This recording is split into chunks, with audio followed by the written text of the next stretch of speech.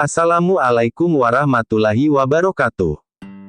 Menteri Pendayagunaan Aparatur Negara dan Badan Reformasi Birokrasi, mengeluarkan surat bernomor B521, tahun 2023, tanggal 14 Maret tahun 2023, yang ditujukan kepada pejabat pembina kepegawaian instansi pusat dan daerah. Isi suratnya meminta kepada instansi pemerintah, untuk menyusun kebutuhan jumlah, dan jenis jabatan aparatur sipil negara, untuk memenuhi kebutuhan ASN, di lingkungan instansi pemerintah. Usulan kebutuhan ASN tahun anggaran 2023, harus memperhatikan ketersediaan anggaran APBN atau APBD, dengan prinsip zero growth, kecuali untuk pemenuhan ASN bidang pelayanan dasar di bidang pendidikan, dan kesehatan. Untuk jabatan fungsional, dapat juga diusulkan, pada semua jenjang jabatan fungsional, sesuai dengan peraturan masing-masing jabatan fungsional, dan ditetapkan sesuai ketersediaan instrumen seleksi.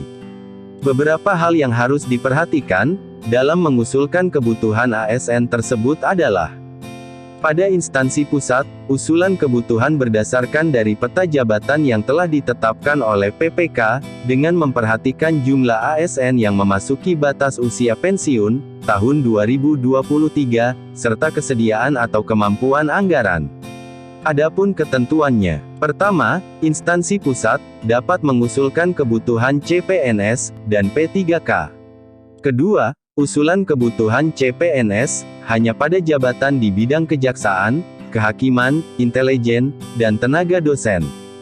Merujuk pada poin pertama, usulan kebutuhan CPNS, untuk jabatan pelaksana, berpedoman pada Peraturan Menteri Pan-RB, Nomor 46, Tahun 2022, dan Keputusan Menteri Pan-RB, Nomor 1103, Tahun 2022. Untuk kebutuhan tenaga dosen, merujuk pada data kebutuhan, dari Kemendikbudristek. Untuk kebutuhan P3K jabatan fungsional, berpedoman pada Peraturan Menteri, tentang nomenklatur masing-masing jabatan fungsional, dan Keputusan Menteri Pan-RB, Nomor 158, Tahun 2023, dengan syarat, kualifikasi pendidikan, harus sesuai rekomendasi dari instansi pembina. Untuk kebutuhan tenaga kesehatan, merujuk pada data kebutuhan dari Kementerian Kesehatan. Selanjutnya pada instansi daerah, usulan kebutuhan berdasar pada peta jabatan, yang telah ditetapkan oleh PPK, dengan memperhatikan jumlah ASN yang memasuki batas usia pensiun, tahun 2023, selain itu, juga memperhatikan geografis daerah, rasio jumlah penduduk dengan ASN, rasio alokasi anggaran belanja pegawai, serta kesediaan dan kemampuan anggaran.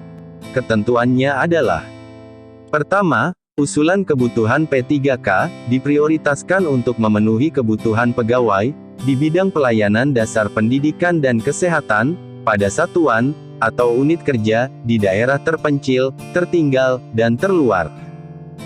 Usulan kebutuhan P3K, diutamakan pada satuan, atau unit kerja, yang dalam pengadaan ASN tahun 2022, tidak dapat alokasi tambahan pegawai baru.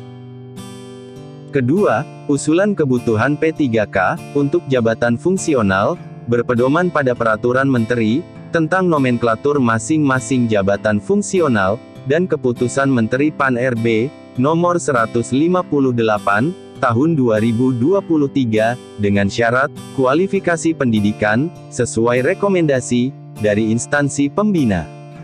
Sedangkan kebutuhan tenaga guru pada poin ketiga, merujuk pada data kebutuhan dari Kemendikbudristek. Serta yang terakhir, kebutuhan tenaga kesehatan, merujuk pada data kebutuhan, dari Kementerian Kesehatan.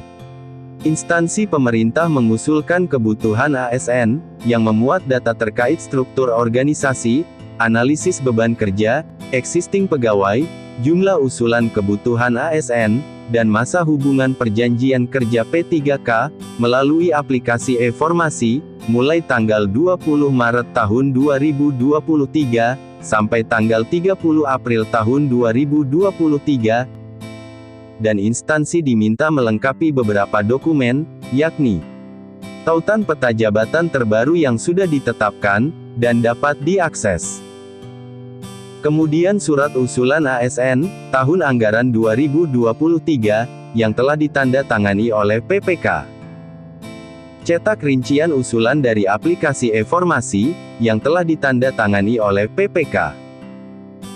Serta yang terakhir, surat kesanggupan pembayaran gaji, tunjangan, dan pengembangan kompetensi pegawai, yang telah ditandatangani oleh PPK.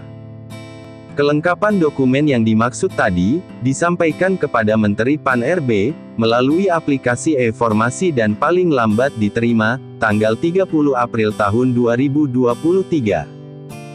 Petunjuk teknis tata cara pengusulan kebutuhan ASN tahun 2023, dapat diakses melalui aplikasi e-formasi.